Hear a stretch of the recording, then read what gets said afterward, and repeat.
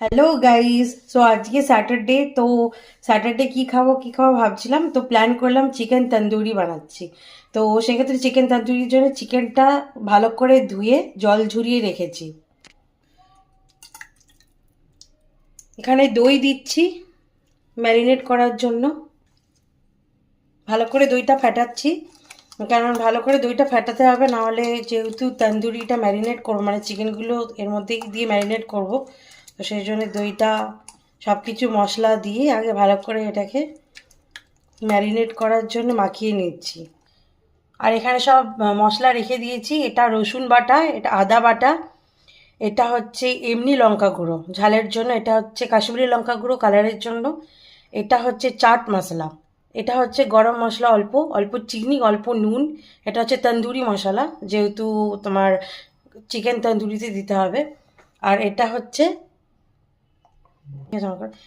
একটু ধনে গুঁড়ো।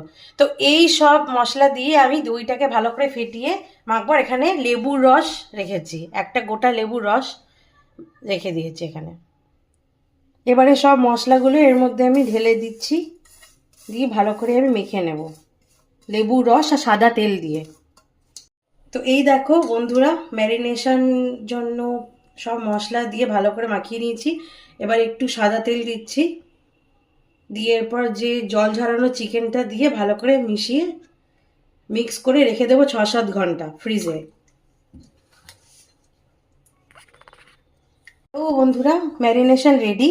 ঠিক আছে, তো এটা যতক্ষণ বেশি রাখা যায় ম্যারিনেট করে ততই ভালো।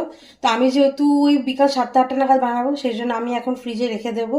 5-6 ঘন্টা আরামসে ফ্রিজে থেকে যাবে, ম্যারিনেটও হয়ে যাবে। তারপরে আমি বানাবো, তো তখন আমি আবার ভিডিও শেয়ার করব।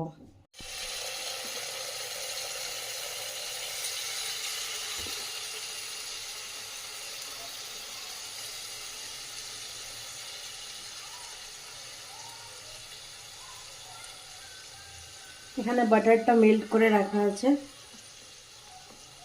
চিকেন তন্দুরি তো স্মোকি ফ্লেভারের জন্য আমার কাছে তাওয়া টাইপের এরকম একটা জিনিস ছিল, যেটার মধ্যে আমি বাটার ব্রাশ করে 80% আমি ইন্ডাকশান প্যানে কুক করে নিয়ে, আর 20%টা আমি এখানে স্মোকি ফ্লেভারের জন্য আরেকবার